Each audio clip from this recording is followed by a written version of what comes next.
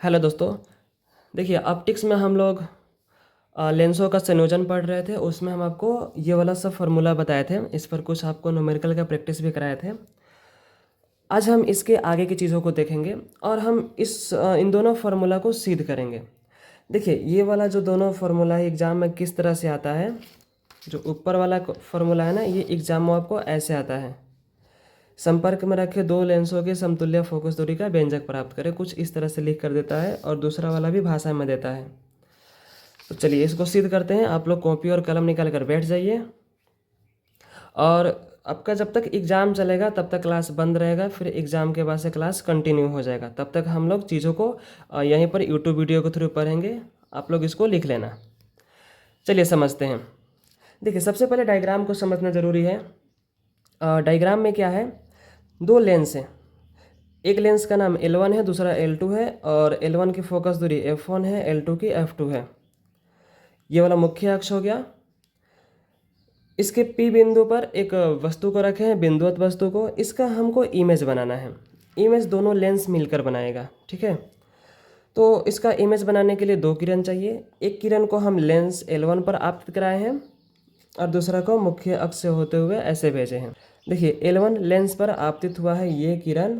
और हम आपको बताए हैं कि उत्तल लेंस का काम होता है प्रकाश किरण को झुकाना, ये फैलाता नहीं है।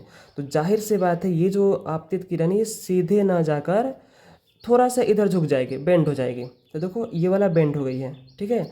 अभी आप एक काम करो, L2 लेंस को भूल जाओ, ठीक है। मान लो L2 लेंस नहीं है, तो ये जो किरण है ऐसे बिल्कुल जाएगी और यहाँ पर मिल जाएगी। और एक दूसरी किरण मुख्य अक्ष से होते हुए जा रही है, तो जो ऑप्टिकल सेंटर से जाएगी वो बिना विचलित हुए सीधे निकल जाएगी। दोनों आकर यहाँ पर मिलेंगे, ठीक है। यहाँ पर क्या बनेगा, इमेज बनेगा। यानी कि L1 लेंस के द्वारा इमेज I1 पर बनेगा। इस बिंदु को हम I1 माने हैं। ये P हो गया। तो वस्तु की दूरी होता है वस्तु दूरी, ये प्रतिबिंब है तो ये वाला जो दूरी होगा प्रतिबिंब दूरी होगा, जिसको हम V1 बोले हैं, ठीक है। अब थोड़ा सा समझिए, L2 लेंस जो है, ये जो किरण है देखो यहाँ से लेकर यहाँ तक L1 लेंस के लिए अपवर्तित किरण है, लेकिन L2 लेंस के लिए कार्य करेगा आपतित किरण का। अब L2 लेंस भी उत्तल लेंस है, ये लेंस भी प्रकाश किरण को क्या करेगा और बेंड करेगा। तो देखो ये किरण सीधे ना जाकर बेंड हो गई है। यानी कि अगर हम यानी कि अगर हम बात करें तो ये जो आपतित किरण है, इस किरण को दोनों मिलकर यहाँ पर अपवर्तित कराया है और यहाँ पर इमेज बनाया है, ठीक है। L2 लेंस के लिए ये जो दूरी है प्रतिबिंब दूरी होगा, और ये जो दूरी है जो कि L1 के लिए प्रतिबिंब दूरी है, लेकिन L2 लेंस के लिए ये कार्य करेगा वस्तु दूरी का, ठीक है ना। चित्र समझ में आ गया आपको। इसी का यहाँ पर भाषा लिखे हैं, ठीक है। और हमको प्रूफ क्या करना है, प्रूफ इस फॉर्मूला को करना है। तो चलिए प्रमाण देखते हैं कैसे प्रूफ होगा।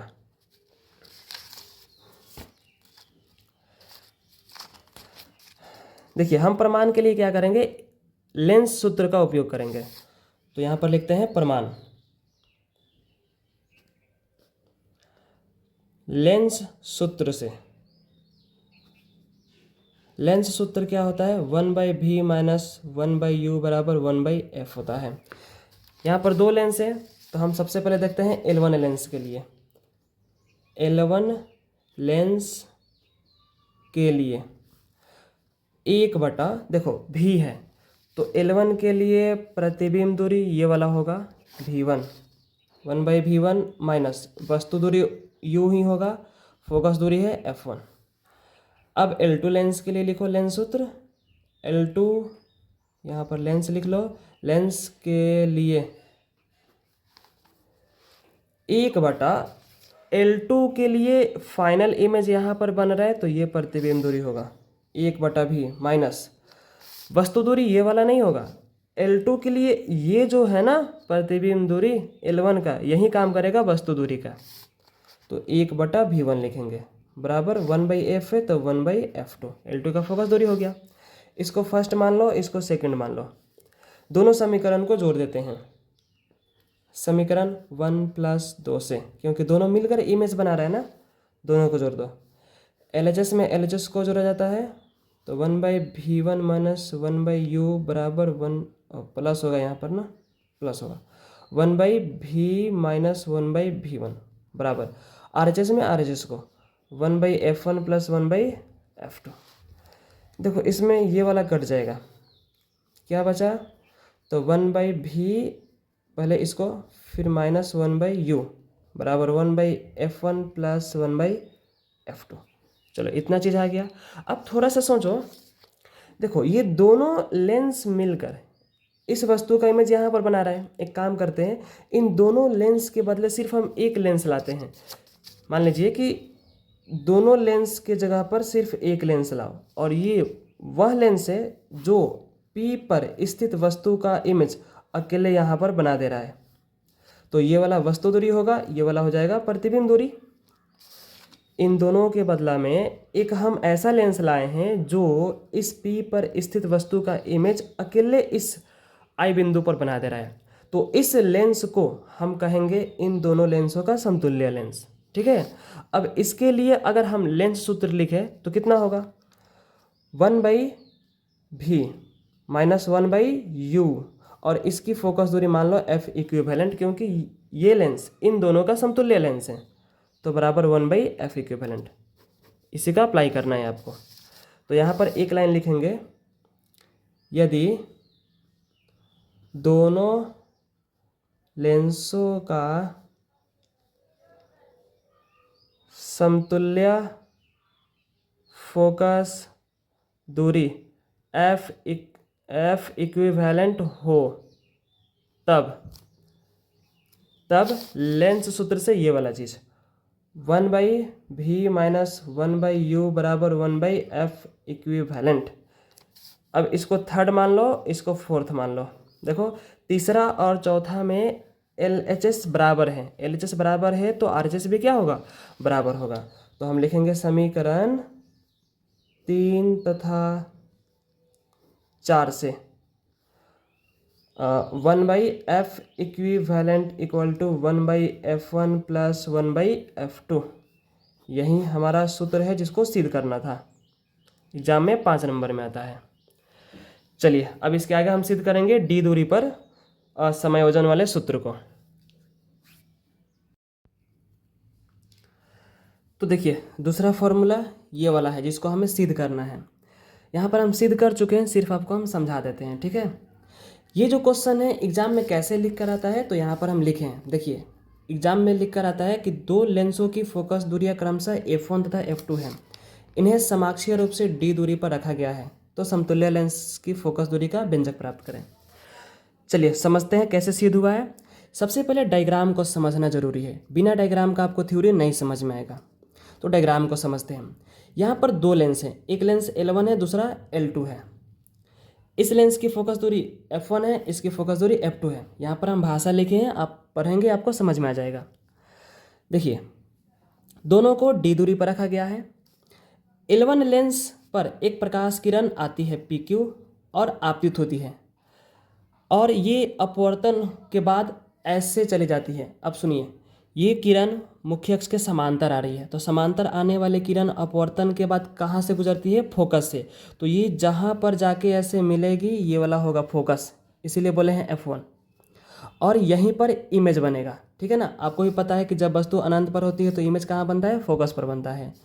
L1 लेंस के लिए इसको बोल देते हैं L1, इसको L2। L1 लेंस के लिए इमेज यहाँ पर बनेगा। अब ये जो इमेज है L2 के लिए वस्तु का कार्य करेगा, और L2 फाइनली यहाँ पर इमेज बना रहा है। देखो कैसे, ये जो किरण अपवर्तित किरण है L1 का, ये L2 के लिए कार्य करेगा, किसका, वस्तु का। अब L2 लेंस भी प्रकाश किरण को बेंड करेगा, तो देखो बेंड करेगा तो सीधे ना जाकर प्रकाश किरण ऐसे यहाँ पर मिल जाएगी। अब देखिए अगर L1 लेंस नहीं रहता तो प्रकाश किरण बिल्कुल ऐसे सीधे निकलती, ठीक है। लेकिन L1 लेंस है तो यह अपवर्तित हो गया, तो इस कोण को बोलेंगे विचलन कोण। इतना कोण से विचलित हो गया, इसको बोले हैं Δ1। सेम यहाँ पर हुआ है। देखो L2 नहीं रहता तो प्रकाश किरण सीधे निकलती, लेकिन L2 के कारण प्रकाश किरण इतना विचलित हो गई है, तो ये भी होगा विचलन कोण, जिसको हम Δ2 बोले हैं। ठीक है। अब ये दोनों मिलकर इधर वाले वस्तु का इमेज इस बिंदु पर बना रहा है, तो दोनों के द्वारा कुल विचलन कितना होगा, दोनों को जोड़ देंगे।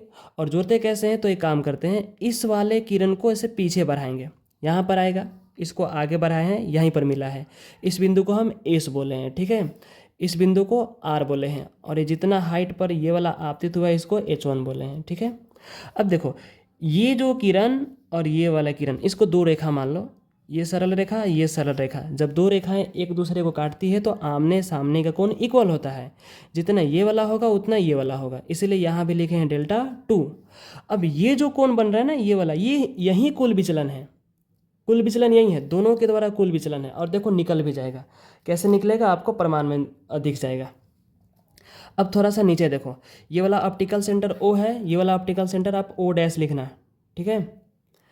दोनों के बीच की दूरी d हो गया। अब देखिए इस लेंस के द्वारा इमेज फोकस पर बना है तो ये फोकस दूरी होगा, इसको बोले हैं f1। ये दूरी कितना होगा, तो बड़ा वाला में से छोटा वाला घटा देंगे तो हाई वाला निकल जाएगा, ठीक है। डायग्राम आपको समझ में आ गया, इसी का यहाँ पर भाषा लिखे हैं। अब हम प्रमाण को समझते हैं। देखिए प्रमाण के लिए आप थोड़ा सा इस चित्र को देखो, QSR, इस त्रिभुज को, इस वाले को देखिए, इसमें अंदर वाला कोण दो गो है, δ1 δ2, और एक बाहर है डेल्टा। तो आपको बताए हैं एक बाह्य कोण का जो मान होता है दोनों अंदर वाले कोण के योगफल के बराबर होता है। तो यहाँ पर हम QSR त्रिभुज में डेल्टा बराबर δ1 + δ2 लिख सकते हैं।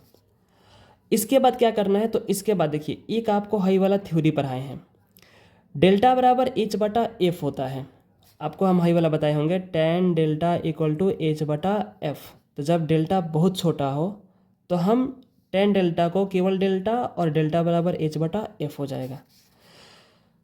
तो डेल्टा के लिए सबसे पहले इसको देखो, δ1 H/F1, F1 क्यों, तो δ1 किसके लिए है, L1 के लिए, इसकी फोकस दूरी है F1, और कितना हाइट पर, H हाइट पर।